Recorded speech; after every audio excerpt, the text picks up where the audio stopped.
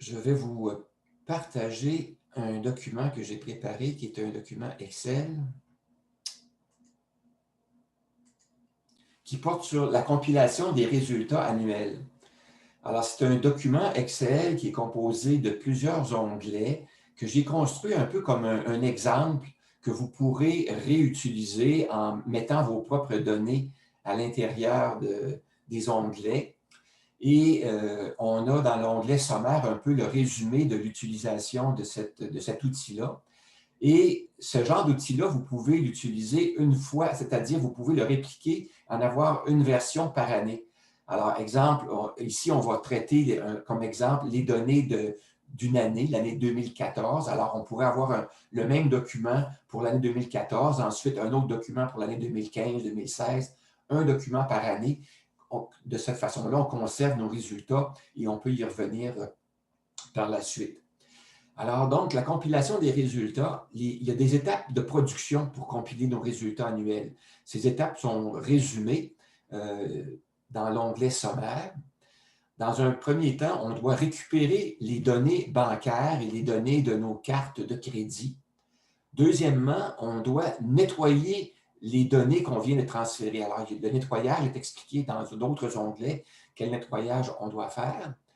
Ensuite, on doit regrouper les données de toutes, faire des regroupements de toutes les transactions de façon à pouvoir préparer des résultats par mois. Ensuite, on peut catégoriser les revenus et les dépenses.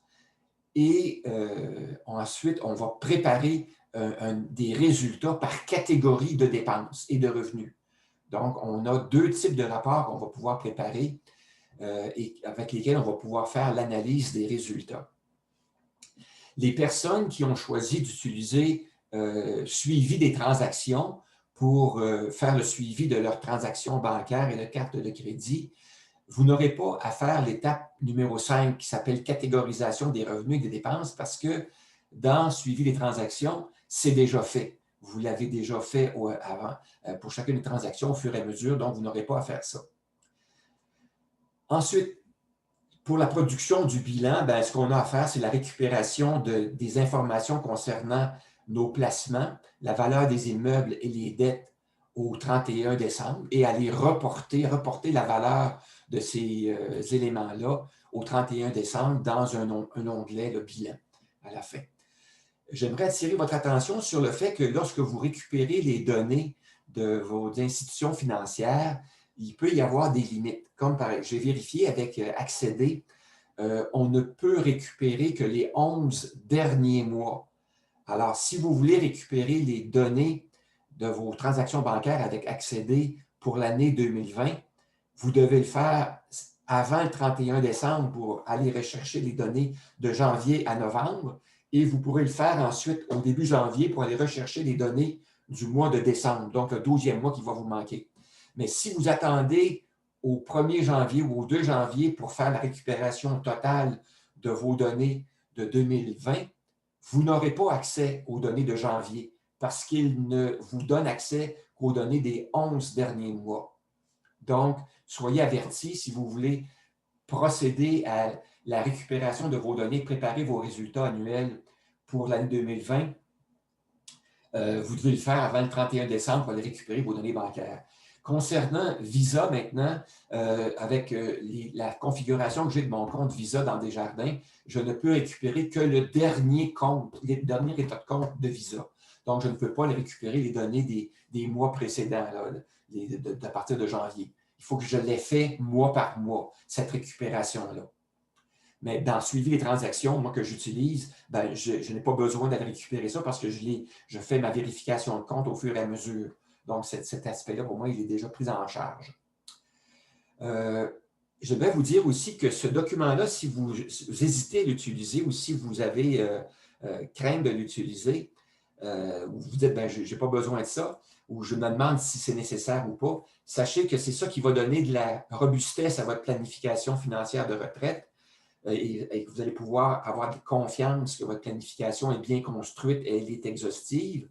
Ça, c'est une chose qui est très importante. L'autre élément, c'est que si vous vous donnez la peine de faire l'exercice, ce n'est pas long à faire. vous pourriez, au début, peut-être la première fois, ça va être un peu plus long, peut-être que ça va vous demander 2 heures de votre temps pour faire ça, mais les années suivantes, lorsque vous aurez pris la main, ça va vous prendre environ 1 heure. Donc, 1 heure par année pour aller rechercher, faire une compilation annuelle de ces résultats, c'est peu pour avoir une solidité dans sa planification financière de retraite. Donc, je vous encourage à faire l'exercice, à le commencer dès cette semaine et à vous mettre en selle pour être prêt pour utiliser Marathon. La première partie de ce fichier-là, la première étape de travail, c'est la récupération des données bancaires avec Excel. On a déjà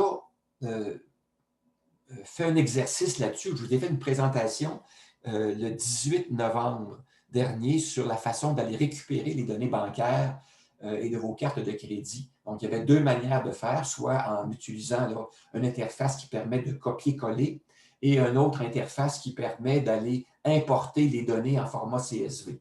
Alors, les deux méthodes vous ont été présentées. Vous avez les guides qui sont encore disponibles dans la rencontre du 18 novembre. Et aujourd'hui, on va peut-être revoir ces étapes-là, mais vous pourrez les refaire cette semaine. Et si vous avez des difficultés, n'hésitez pas à me recontacter pour être sûr que vous êtes capable de faire ces opérations-là pour votre prochaine année, pour la compilation de l'année en cours. Alors, l'onglet suivant, c'est l'onglet Opérations. L'onglet, est-ce que vous voyez suffisamment? Vous devrez agrandir les caractères. Non, c'est parfait. Parfait, OK. Alors, je vais dans l'onglet Opérations. Dans l'onglet Opérations, je vais augmenter un peu la taille des caractères, là. Alors, c'est l'onglet dans lequel on va faire l'acquisition des données de notre compte opération, que ce soit à partir d'accéder ou de l'interface proposée par votre institution financière. Alors, l'idée, c'est d'y aller pour une année à la fois, donc un fichier, une année. Lorsqu'on change d'année, on change de fichier. Alors, il suffit de sélectionner les données d'une année. Dans l'indication qui est ici, c'est les colonnes A à L, mais A à L, c'est bon pour le suivi des transactions. Ici, c'est les colonnes A à D pour les gens qui n'ont pas utilisé suivi des transactions, qui vont directement avec leurs données bancaires. Alors, les colonnes A à D. Alors, il suffit de sélectionner les données d'une année. Les données d'une année dans le compte bancaire sont souvent présentées de la même façon, c'est-à-dire on a une colonne pour la date, la description de la transaction, le montant soit du retrait, soit du dépôt. Ça se limite à ça. Et on a souvent une colonne solde aussi qui est accompagnée de ça, mais on n'en a pas besoin. On n'a pas besoin de récupérer la colonne solde de notre suivi de transaction dans nos comptes bancaires. On ne récupère que ces données-là et c'est suffisant. Alors, une fois qu'on a récupéré ces données-là, on peut les récupérer. Vous pouvez y aller mois par mois, vous pouvez y aller pour plusieurs mois ensemble si vous êtes capable de le faire.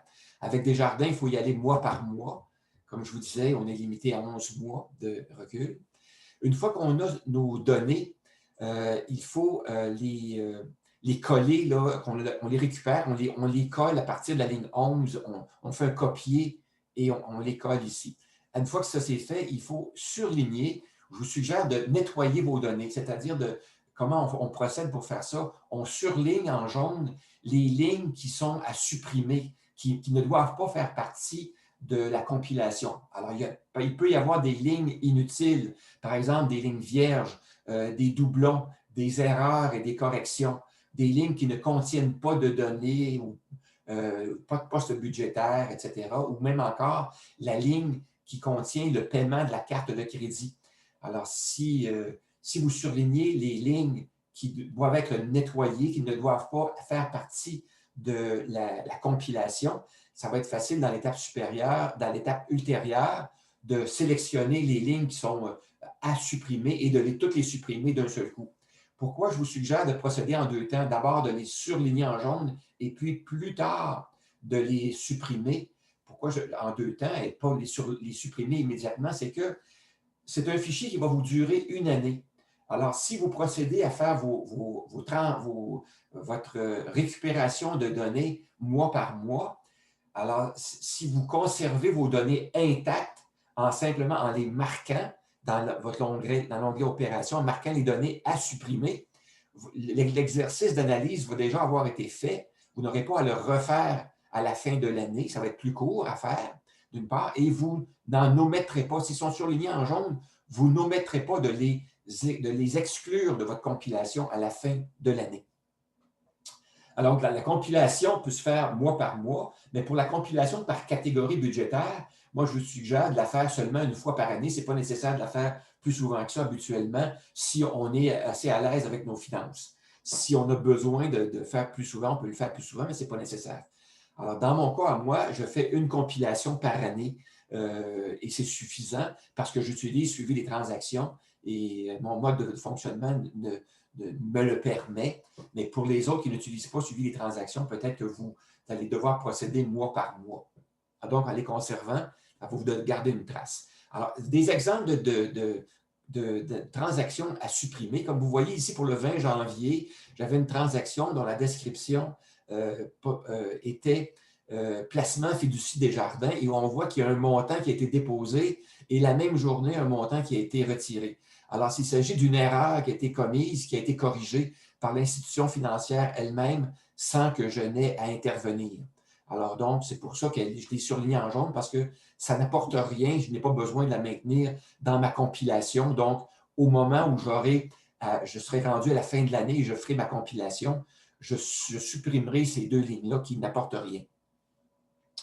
Une autre ligne que je prévois supprimer, c'est la ligne de la transaction de Visa Desjardins. Alors, le 27 de ce mois-là, j'ai payé mon compte Desjardins. Je vais donc supprimer cette ligne-là. Pourquoi? Parce que les transactions que j'ai faites avec Desjardins, je les ai placées dans mon onglet Visa. Alors, je vais vous agrandir un peu l'onglet Visa. Alors, toutes les transactions que j'ai faites en janvier sont donc listées. Alors, je les ai donc payées avec ma carte de crédit, mais je ne pourrais pas, je pourrais, à l'aide des informations qui sont ventilées pour chacune des transactions dans mon onglet Visa, je pourrais les catégoriser, indiquer quelle est la catégorie à laquelle j'associe chaque dépense, en les ayant ventilées dépense par dépense dans mon onglet Visa. Mais je ne peux pas le faire avec la ligne d'information qui regroupe toutes mes dépenses de Visa du mois de janvier. Alors, c'est pour ça que cette ligne-là, qui ne fait que payer les dépenses qui ont été déjà identifiées dans l'onglet Visa, je ne veux pas les avoir en double, je ne veux pas indiquer que je les ai faites en double. Donc, au moment de faire ma compilation, je vais supprimer cette ligne-là de façon à ce qu'elle ne soit pas compilée en double. Alors voilà, donc, à chaque mois, ma ligne de transactions sur Visa était surlignée en jaune pour me rappeler de ne pas oublier de la supprimer lorsque je ferai ma compilation à la fin de l'année.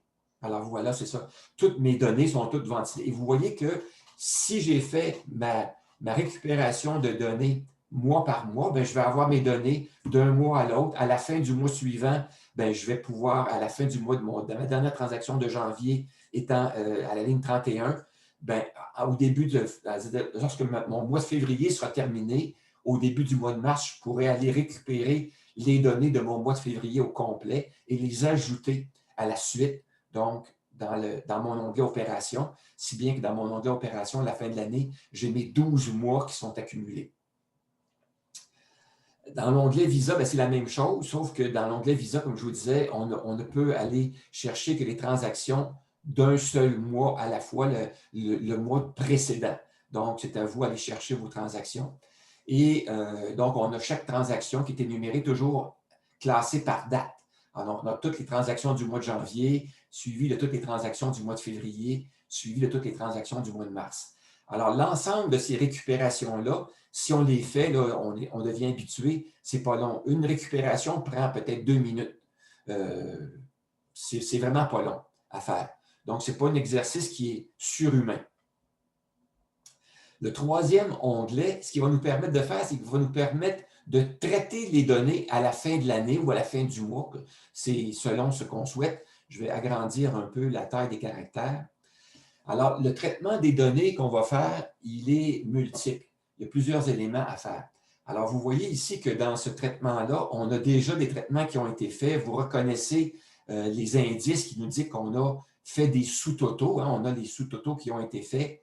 Alors, on va avoir plusieurs opérations à faire que je vais vous expliquer un petit peu plus loin.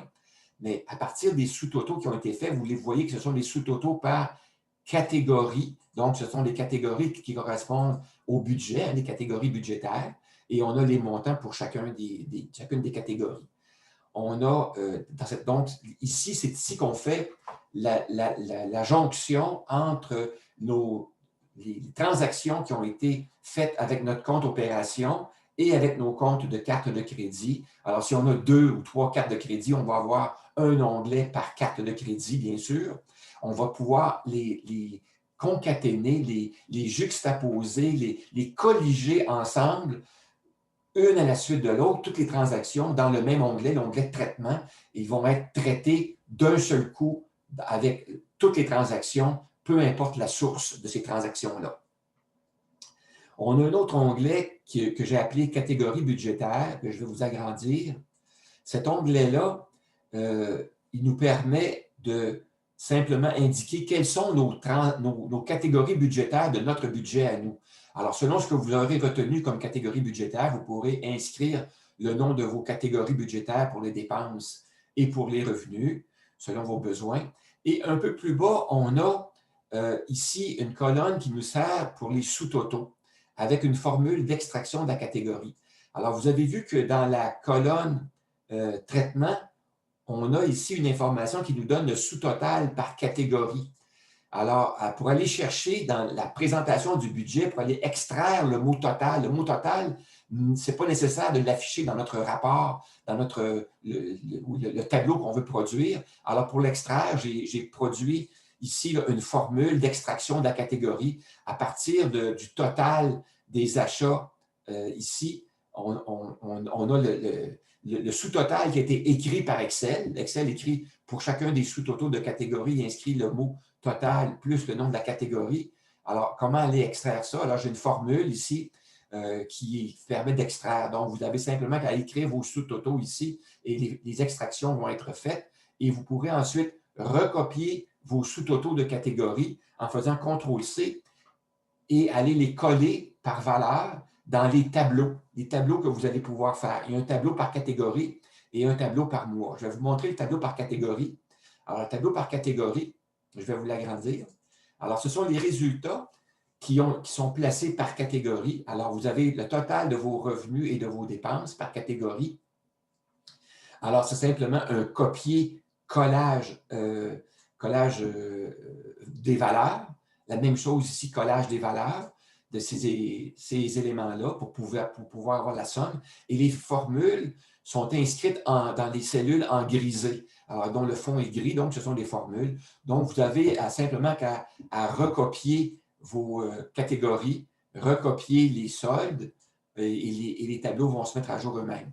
Dans la colonne, donc, dépenses, revenus, l'écart entre les deux, et vous avez le pourcentage des dépenses par rapport aux revenus dans une colonne qui est calculée ici. Vous avez les dépenses totales pour l'année, les dépenses moyennes aussi pour l'année et le pourcentage par rapport aux revenus, donc le pourcentage des dépenses par rapport aux revenus.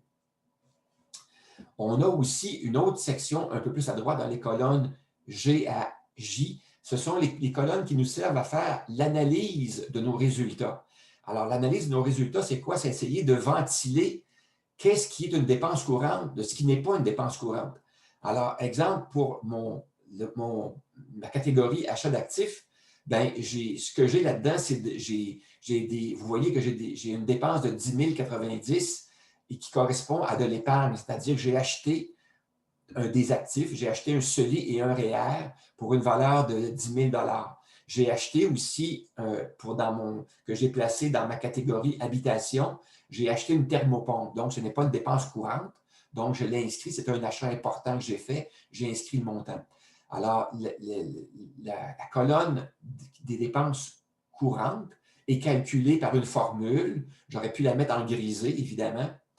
Je vais vous mettre ça en grisé pour vous le rappeler. Alors, donc, cette colonne est calculée automatiquement. C'est les dépenses totale, moins l'épargne, moins les achats, qui nous donnent nos dépenses courantes. Si bien qu'on a les dépenses courantes totales de l'année et on a le pourcentage de nos dépenses courantes par rapport à nos revenus. Alors, c'est quand même intéressant de voir des statistiques qui sont calculées rapidement par rapport à ça. Une fois qu'on a ces éléments-là qui sont calculés, on a aussi un graphique qui est produit à partir des données qui ont été entrées dans le tableau. Le graphique se produit automatiquement. Alors, vous avez pour chacune des catégories là, un graphique à barre qui vous indique la valeur des montants. Alors, voilà pour l'onglet catégorie. Je vais montrer maintenant l'onglet qui concerne un autre type de tableau, le tableau qui nous présente les informations par mois. Alors, je vais vous agrandir le tout. Tout ce qu'on a à faire ici, c'est d'inscrire les résultats de nos dépenses encore là pour chacun des mois qu'on aura été chercher dans notre onglet traitement.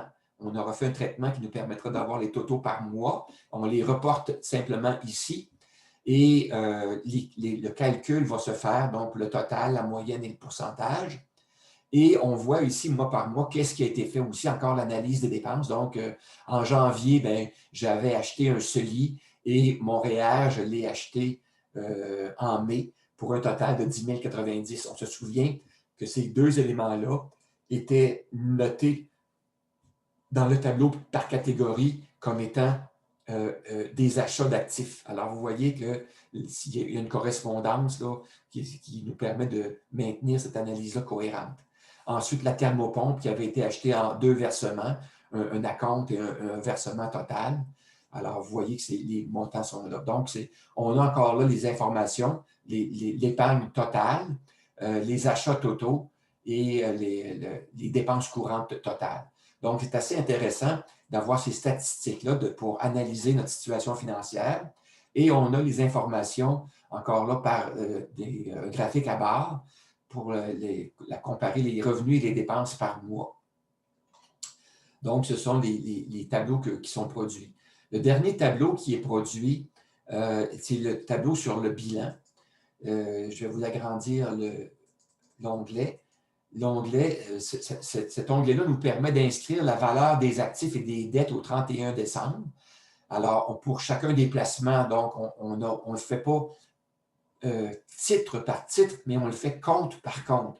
Alors, pour le compte opération, pour le compte REER, pour le compte CELI, pour l'épargne non enregistrée, vous indiquez la valeur de chacun de ces comptes-là au 31 décembre. Ici, vous comprenez que j'ai marqué le même montant partout. Là, à titre d'exemple, vous inscrirez vos vrais montants et le montant total des placements est calculé à la ligne 6 ici, là, le total.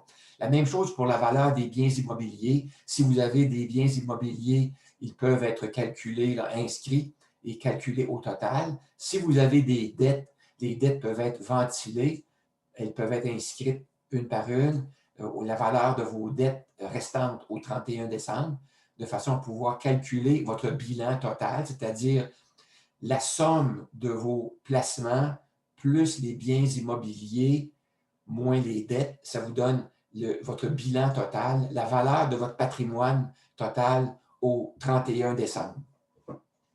Alors voilà pour la présentation des résultats. Je vais mettre un terme immédiatement au partage et à la présentation ici.